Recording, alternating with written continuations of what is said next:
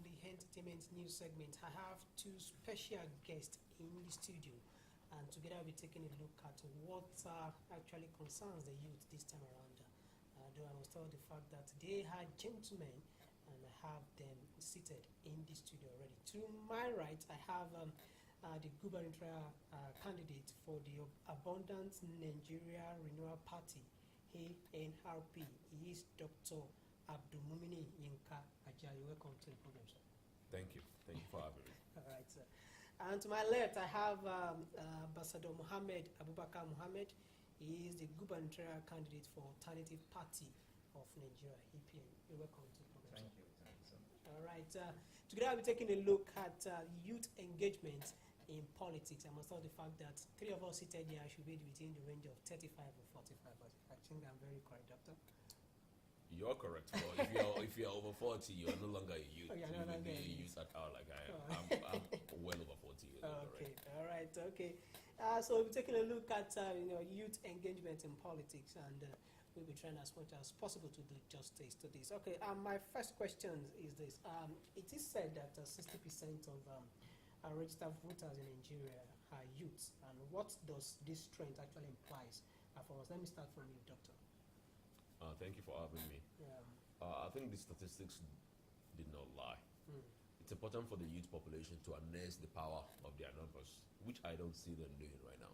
So one of the reasons why I'm in the race is to challenge that generation. You know, as somebody, like I said, there is no longer a youth, but still young at heart, very concerned about the issues that affects the youth population.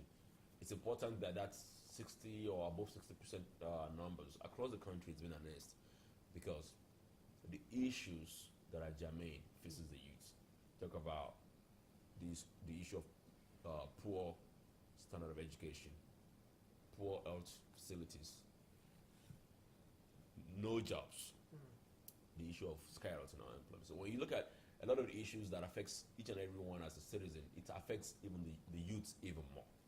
So that it's really important that the Nigerian people are involved in the political process and look through to see who are the people that will represent them. Okay, let me ask you, Ambassador. 60% of registered voters in Nigeria are youths. What do you see in this? Well, the statistic is correct, just like what Doctor said. But when we look at it from this angle, are we actually making good use of the statistics? Is it no? Look at Doctor, look at myself. We are in the race, despite the fact that the challenges, we still choose to still be in this race because of what we believe in. And believe me, whether the statistics or not, we are saying to our fellow youth that if you don't struggle, there is no way you will attain success. And it's not all about us, it's not about me. What about them equally? If I can do this, then they also can do it. And that's what we're saying. Whatever the country is going through, that doesn't mean that we should not aspire for whatever we want to be. So the statistics, believe me, is not something that we can categorically say we are proud of, because we are not making good use of these statistics. Of course, I was part of those that agitate, those that actually clamor for not too wrong to run bill. Eventually, we got this bill signed and passed into law. But still, again, how many youth do you still see coming up, believing the leadership ability and capacity in them, that they want to contest, they want to run for election? Most of those we have today, they are actually running because of the bill, not too young to run bill, for the fact that yes, there is a bill down that said the youth can also contest. But not for the fact that they have stuff in them that they want people to feel. And that's why someone like me is contesting for gubernatorial seats in our state. Okay, now let me still take it off from you now. They say politics is local. How can the youth actually key into grassroots politics? Yes, for every politics to be local, it's just like saying charity begins at home. For you to join any political party, you have to go down to the ward level to make sure that you register, you are a card carrier of that political party. And for you to go down to your ward level, that means you are going home to make sure that you are part of the people that you want to govern. So for every politics, wherever you are, you say you are a politician or you want to be one. Believe me, you have to go back to your grassroots to make sure that You sell your idea to the people that you want to govern, and from there you build it up. That's very important. Okay, Dr. Abumini Inkachi, let's say politics is local. Do you actually believe in this, and how can the youth actually key into grassroots politics? Thank you. The issue of politics being local is true, and the youth population. Again, the question goes to the first question, which was, how would youth use their numbers to effect change? So I'm not advocating for ageism, Okay. And when I say that, what I mean is I'm not saying that somebody that's young or middle-aged like I am or older, they have the magic wand to do the job. But what I'm saying is that when you have a segment of the population that have the highest number of votes, they need to start thinking about their own interest. So the part of it being local is that they need to get involved at the grassroots. They need to know what's going on. They need to be very involved, and then they need to sift through and see who are those people that will represent their own interest. See, when somebody come out and said, vote for me, I want to be your councillor or your chairman, your House of Assembly member or your governor, as the case may be, that individual is putting he or herself forward, and that individual wants to achieve something.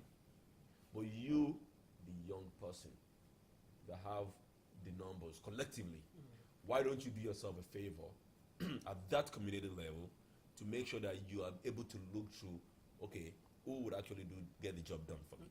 Because if I'm a young person, I'm 18 years old, I'm just about to finish secondary school, who is the council chairman candidate that's talking to me on the issues that affect my school?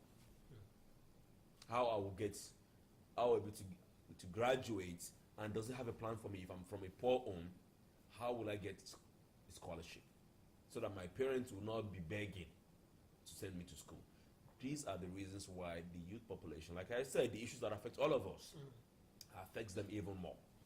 And then, them being, getting engaged at the local level, scrutinizing people that are out there asking for their votes is extremely important.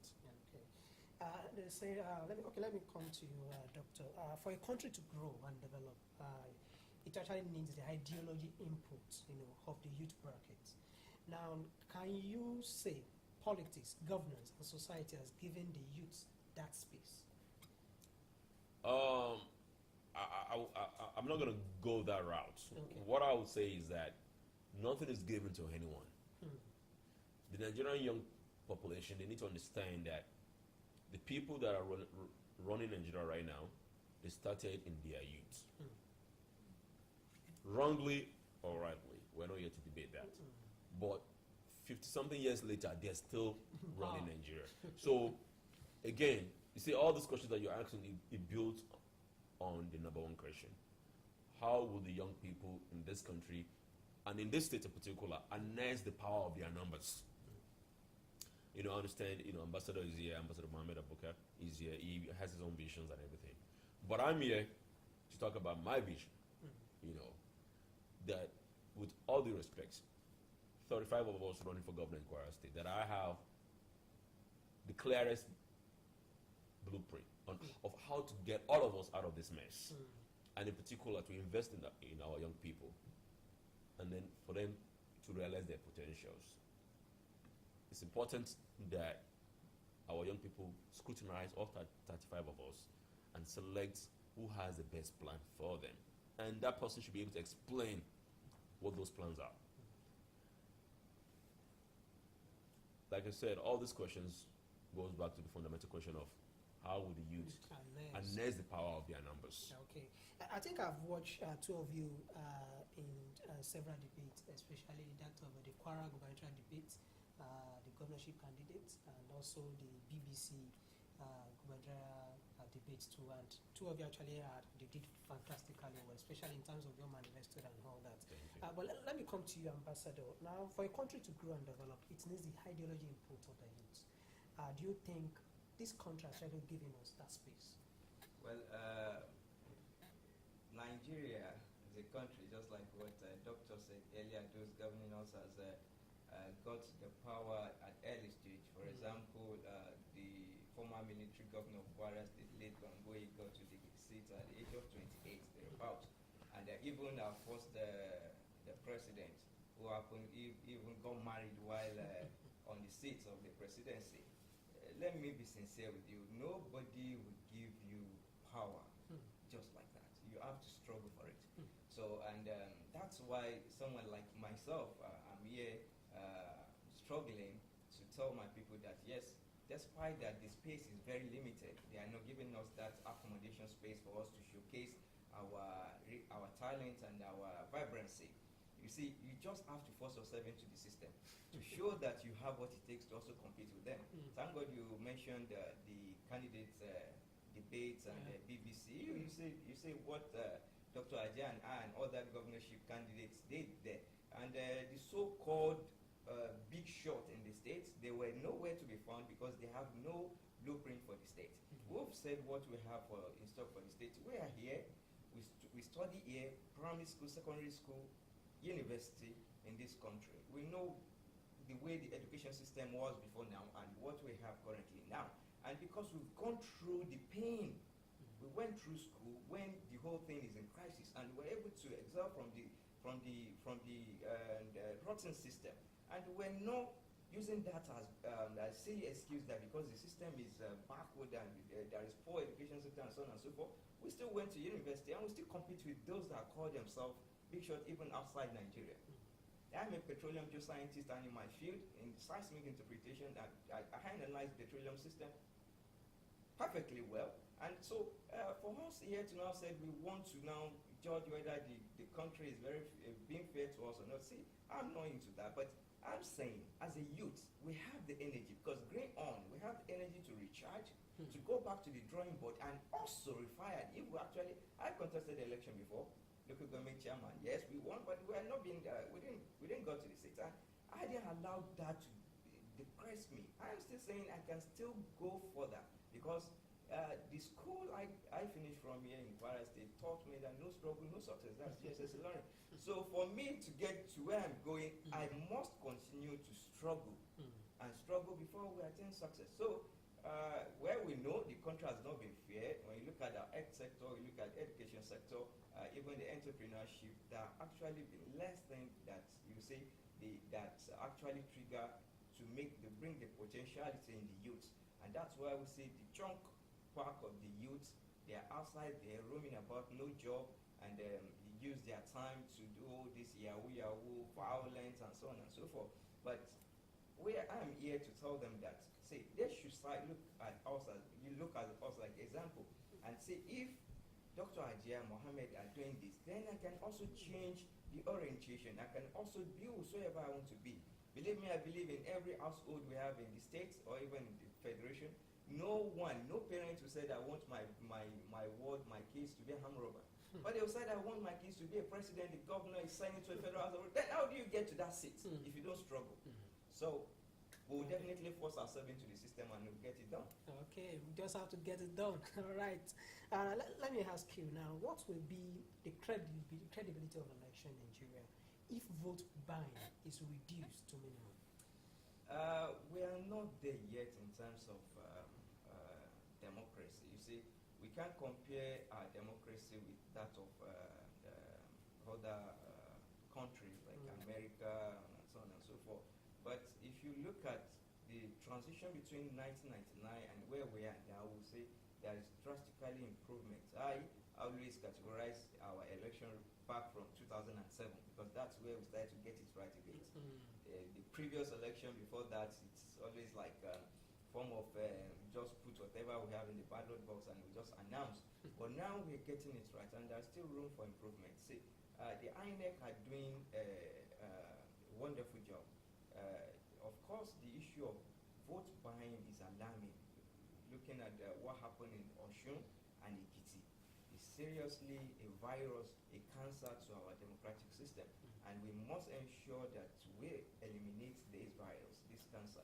And for us to do it, but I keep saying what will actually make someone to even take money for them to vote. You say this is your right, it's not a privilege. It's something that you should be proud of.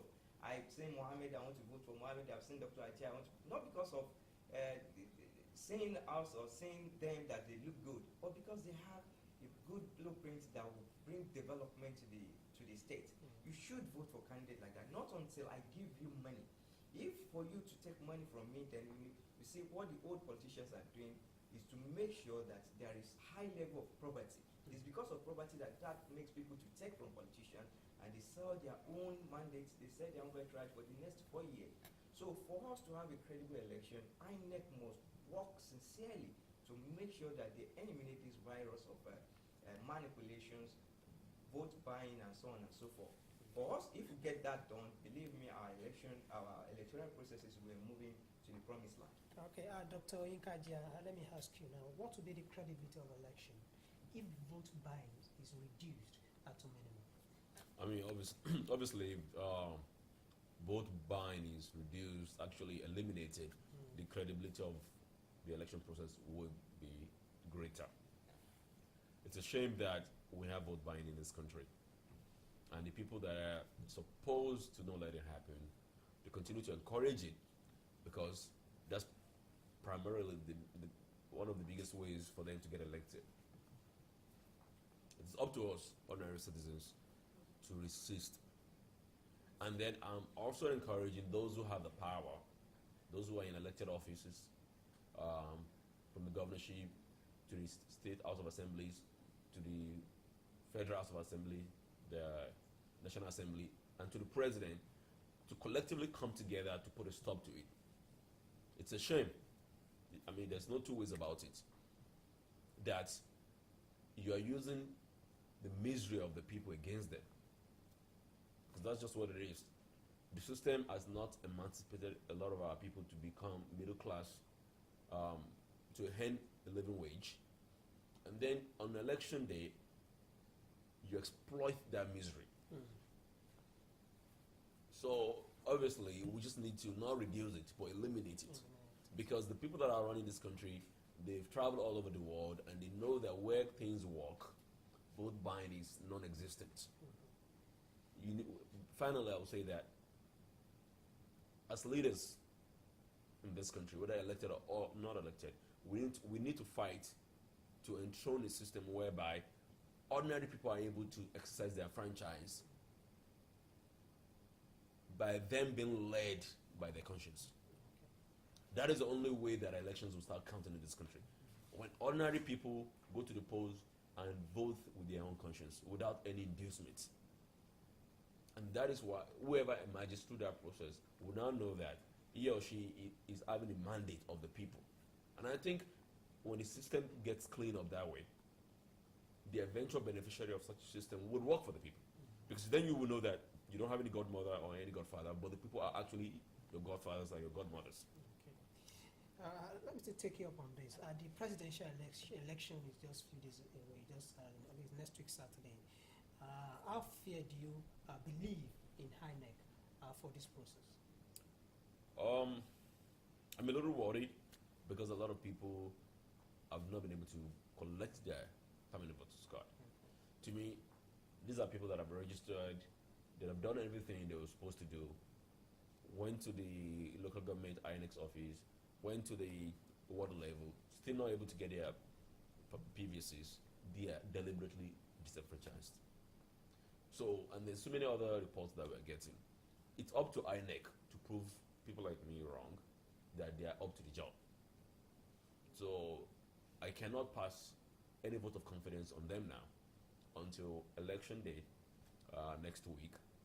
And their performance will speak for itself. And I hope the INEC officials are listening, that all of us, all eyes are on them to prove that they are an impartial arbiter in this scenario. We ought to do better than this. This is not the first election that this country will be having. It will not be the last, hopefully. Our institutions must be allowed to work. So I hope that we do have a credible election come next week. And those that have not been able to get their PVC, the authorities, the INEC, the Independent National Electoral Commission, should please do everything within its power to make sure that if you are registered to vote and your PVC is being printed, you should have it. And if it's not being printed, whatever other means they can do, because I'm getting reports of people that actually wanted to vote, they've done everything, but they don't have their card. I learned they actually extended the collection till Monday. So at least everybody can just go to the local government or the residence or where they actually are registered to collect their PVC. So, Mr. Moderator, if you don't mind this free public service advice for INEC, I'm encouraging INEC to please learn from the Nigerian banks. Nigerian banks, they've devised a very superb way of making sure that if you're a customer and you request for an ATM card, you get it in a few days. So if they're having logistics problem, they need to talk to the bankers and say, how do you do it? How do you make sure that each and every single customer of yours gets an ATM card? That same idea can be borrowed, and then we will not have these bottlenecks anymore. Okay, all right, Ambassador Abubakar Mohammed, let me ask you, do you think INEC is fair in this process? Well, in first instance, why will INEC even give a deadline for collection of voters' card? Because you know these are the key things. This is what every citizen needs to go to the polling unit to vote. I think that process should be open. At least they should give people room for them to quickly run to where they need to collect these PVCs in order for them to go and vote. Now it's not a matter of registration again. Now it's collection. It should be open. They should make it open, not certain Monday or so as for the deadline. Monday some of them will still go to work. Tuesday the same thing. I think fairly Wednesday that's when the moods establishment will start to give a holiday or thereabout. So I don't see INEC setting a deadline for Monday for collection of PVC. And again, when you look at this current leadership of INEC, I won't you can't promote a student right from just with first time or second time examination. You know, you have first time, second time, third time. So I can't give this the leadership of INEC a pass mark now because of Ekiti and the Osun election. This coming election, general election, is a test for the professor. He knows what he's doing on that seat. But I still believe that INEC still has room for improvement. You see, there is a big gap between INEC and political parties. I think, you see, they need to work with the stakeholders in order, because we are more closer to the grassroots than them.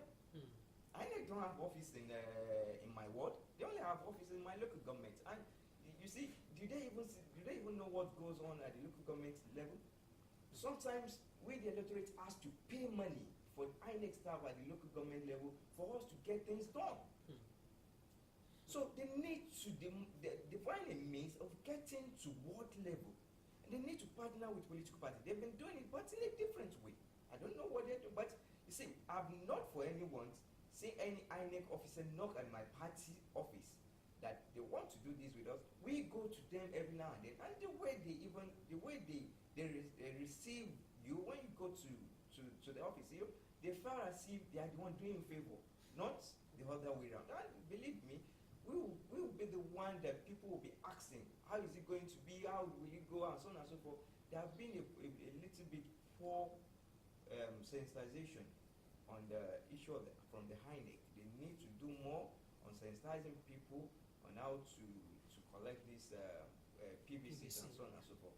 And again, one most important thing that I have to say here is data. You know, I keep saying it that Nigeria as a country we lack data. If we have data, I don't see any reason why INEC should be sweating. Say, currently they said over 350,000 PVCs a year to be collected in Kwara State. When you look at this critically, you see this number, the large number of these PVCs are people that registered multiple times. How on earth will the INEC database will even accommodate such? If you have a very robust, a very wonderful data, from your thumbprint, you should be able to reject because you've registered earlier. You see Mohammed Abubakar Mohammed will still come and say Mohammed Abubakar. You will go back and say Abubakar Mohammed, and INEC will register and issue PVC. And they're here saying all sorts of nonsense that people are here to collect their PVC. Because Mohammed knows he has one, he can't go back and collect that of Mohammed Abubakar or Abubakar Mohammed. That's why he just let it do that. Whose fault? I said this is INEC. There is still room for for INEC, and that, you see, they have every opportunity to make all Nigerians proud of that establishment, and that's why they are independent. Nobody, the Senate are not on them, the presidents are not on them, the judiciary. They have every right to do the job perfectly. Nigerians, you see, this is our right. It's our right to demand for a credible and free and fair election. And that's what we're expecting on Saturday, where every vote will count. Okay, and every vote will definitely count. Okay, let's be on the watch next week Saturday and see how it's going to take place. All right, I've been speaking with Dr. Abdul Mumini Yinka-Jia, the gubernatorial candidate for Abundant Nigeria Renewal Party, ANRP, to my right. And to my left, I have Ambassador Mohammed Abubakar Mohammed, the gubernatorial candidate for Alternative Party of Nigeria, APN. Let me ask you, for the last time on the program, just before we wrap it up, this segment. Now, your work to motivate the youth out there. My last parting words to the young people will be that, please, harness the power of your numbers, start voting for your own future. Don't allow yourself to be tools in the hands of anyone. When politicians come to you for you to vote for them, they're asking you to place them in a certain category. Now look back and say, okay, fine, I would vote for you, but what policies do you have that would affect my life as well? That would be the kind of transactional approach that you want to take. Not necessarily, okay, bring 5,000 naira, bring 10,000 naira, and I'll vote for you. But what policy? Because see, it's the policy that matters. That politician doesn't have to know you as a person, but the policy will affect your life for good.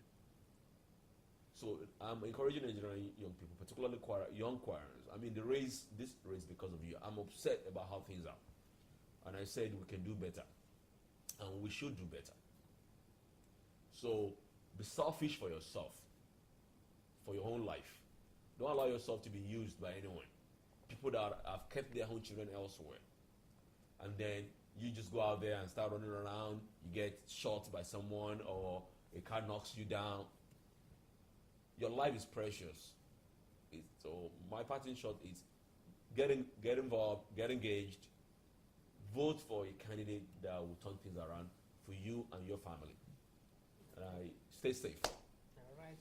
Okay, Ambassador, your parting word, Right. especially to the youth.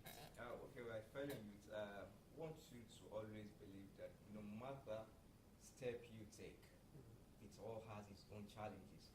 But for the good one, the righteous step you take, which always comes, the challenge it comes with is a progressive one. For example, we all want to be educated. Now we're educated, even when you secure a job, the next challenge is how you maintain the job. My mentor always said to me, Mohammed, your problem is not to be successful, but how to maintain success. You see, that's building me up to know that even when you get to a point in life, you still need to maintain, even do better than that. So for every step we take, if we get failure, that doesn't mean we should just relax and say that's the end of the world. It's just a temporary setback for us to go back to the drawing board and refire. My mentor, she told me one time, said she tried 17 businesses and she failed. And the 18th one makes her to be the richest woman in Africa. That's the fanfare MD. And while we're at the APG meeting 2014, she said, while addressing the CEO of oil sector, she said, I am a school dropout, but today, first class, second class, all form of degree approach me to seek for job. That is school dropout. She make it. So what I'm saying to you is, if Dr. Ajay and I could get it to this work, we know it's not easy. We won't tell you how we struggle behind the scene, but yeah, we get to this point. Believe me, you can also do better. I'm not saying I'm better than you, but I'm saying I'm the best among the equal. We all have one head, same physical structure. Mohammed is not bigger than any, but I'm bigger than you if my ideas are very key to how I manage my time. So I'm saying to you that it's high time we get ourselves working, and it's high time we get out of our comfort zone and learn to struggle for us to attain success. Thank you. All right, thank you very much, Ambassador Bakam Mohammed. Thank And you. also thank you very much, Dr. Ninka Ajia, for coming on the program and Thank you. sharing to share your views. Thank you. Glad to be here. All right, it's been nice having these two gentlemen in the studio for discussion, especially on what has to do with the youth engagement in politics. Well, no matter what their views are, it's not for Kwara TV. It's actually their own views. All right, we'll take a break, and when we come back, it's really time for us to take more entertainment program on Cliq Chat.